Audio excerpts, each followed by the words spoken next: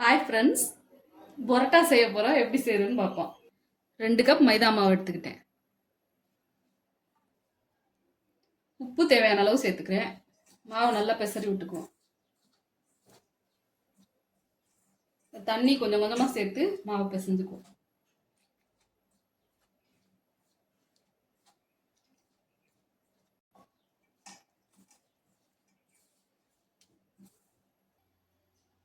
மாவு பிசைஞ்சுக்கிட்டேன். இந்த அளவுக்கு சாஃப்டாக பிசைஞ்சுக்கணும். இப்போ நல்லா மாவை ஒரு 10லேருந்து 15 நிமிஷம் நல்லா தேய்ச்சி பிசைஞ்சுக்குவோம். இது மத்தியானம் சாப்பிட்டதுக்கொண்டா பிசைஞ்சு ஊற வச்சுட்டா நைட்டுக்கு செய்ய கரெக்டாக இருக்கும். குறைஞ்சது 3லேருந்து 4 மணி நேரம் ஊறிச்சுன்னா நல்லாயிருக்கும். எவ்வளோக்கு எவ்வளோ ஊறுதோ அவ்வளோ சாஃப்ட் கிடைக்கும். இந்த மாதிரி ஒரு அகலமான தட்டு எடுத்துக்கிட்டு இழுத்து இந்த மாதிரி பிசையணும். நல்லா அப்படி ஒரு 10லேருந்து 15 நிமிஷம் இந்த மாதிரி இப்படி இழுத்து பிசையணும். அதுதான் சாஃப்டாக கிடைக்கும்.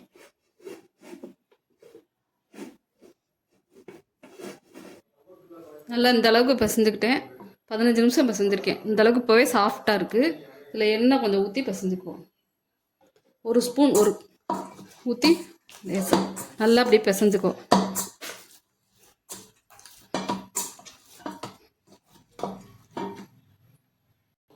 எண்ணெய் ஊற்றி பிசைஞ்சுக்கிட்டேன். இப்போ இது மேலே ஒரு ஸ்பூன் அளவுக்கு எண்ணெய் ஊற்றி நல்லா காயாமல் இருக்கிறதுக்கு நல்லா இந்த மாதிரி தடவி விட்டு மூடி வச்சுருவோம். ஒரு ஈர டவல் வச்சு மூடி வச்சுருவோம். நல்லா அதுதான் காயாது. நல்லா ஊறிக்கிட்டே இருக்கட்டும். எவ்வளோ நேரம் ஊறுதோ நல்லா சாஃப்டாக வரும். 3 மணி நேரம் ஊறிடுச்சு. இப்போ எடுத்து மாவு இந்த அளவு சாஃப்டாக இருக்கும். இப்போ தேய்ச்சி எடுத்துக்குவோம். மாவு உருட்டி எடுத்துக்குவோம்.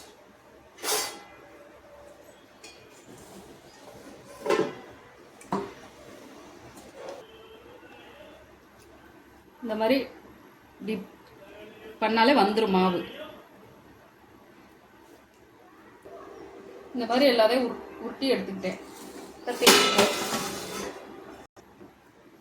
இந்த மாதிரி ஒரு தட்டை எடுத்து கவுத்தி போட்டுக்கிட்டு இப்படி வச்சுட்டு நல்லா இந்த மாதிரி இப்படி தேய்ச்சி விட்டுரும். இல்லை இந்த மாதிரி தேய்க்க முடியலன்னா சப்பாத்தி கட்டையை வச்சு தேய்ச்சிக்கணும்.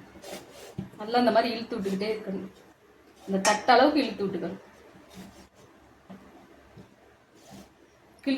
இப்படி பிஞ்சிச்சுனாலும் ஒன்றும் பிரச்சனை இல்லை. இதே மாதிரி இழுத்து விட்டுக்கணும்.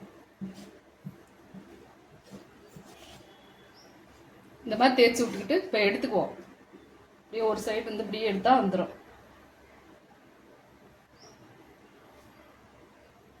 இந்த மாதிரி இப்படி உருட்டி விட்டு இப்படியே செஞ்சிடும்.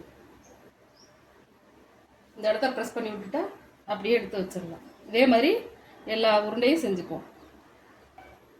இந்த மாதிரி தேய்ச்சி சுருட்டி இப்போ வச்சிருக்கேன். 1/2 மணி நேரம் ஆகட்டும். இது 1/2 மணி நேரம் ஊறிச்சுன்னா இன்னும் சாஃப்டாக இருக்கும். மூடி வச்சுருவோம். 1/2 மணி நேரம் ஊறிடுச்சு. இப்போ இதை எடுத்து இந்த மாதிரி ப்ரெஸ் பண்ணிக்குவோம். கையிலே இந்த மாதிரி ப்ரெஸ் பண்ணிவிட்டு தோசைக்கல்லில் போட்டுக்குவோம்.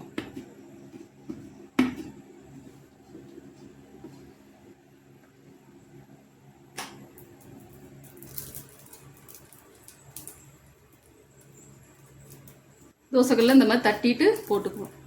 லோ ஃப்ளேமில் வச்சு நல்லா உள்ளெல்லாம் வேகிற வரைக்கும் வச்சுக்குவோம்.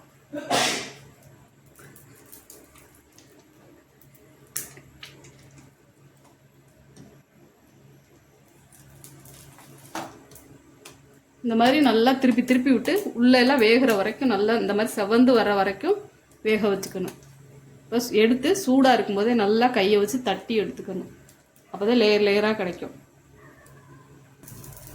எல்லா பரோட்டாவையும் இதே மாதிரி தட்டி போட்டு எடுத்துக்குவோம்.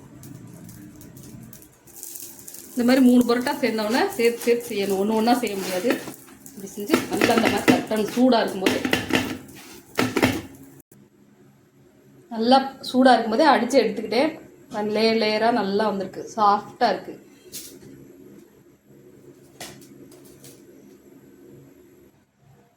பரோட்டா ரெடி ஆயிடுச்சு. சிக்கன் சால்னா வச்சுட்டேன். சிக்கன் வறுவல் வச்சுட்டேன்.